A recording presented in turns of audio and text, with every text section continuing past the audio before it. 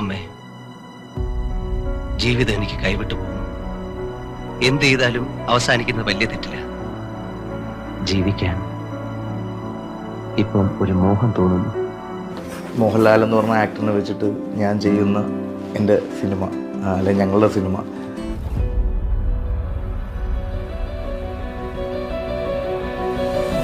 അതിന് ലാലേട്ടൻ്റെ എനിക്ക് ഏറ്റവും ഇഷ്ടപ്പെടുന്ന രീതിയിൽ ലാലേട്ടനെ പ്രസൻറ്റ് ചെയ്യാൻ പറ്റി.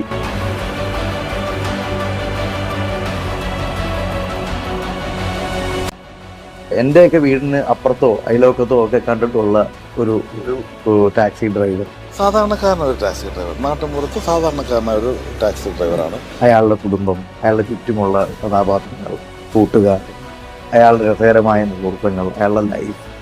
ചേട്ടനിൽ നിന്ന് പ്രതീക്ഷിക്കുന്ന ഒരു കാര്യം എന്തായാലും നിരാശപ്പെടുത്തില്ല. അദ്ദേഹത്തെ ഇഷ്ടപ്പെടുന്ന ഒരുപാട് ചെറുപ്പക്കാരുണ്ട്.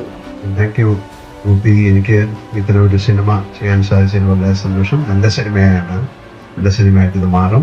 തലമുറകളുടെ നായകനായിട്ടുള്ളൊരു മോഹൻലാലിനെ കാണാൻ.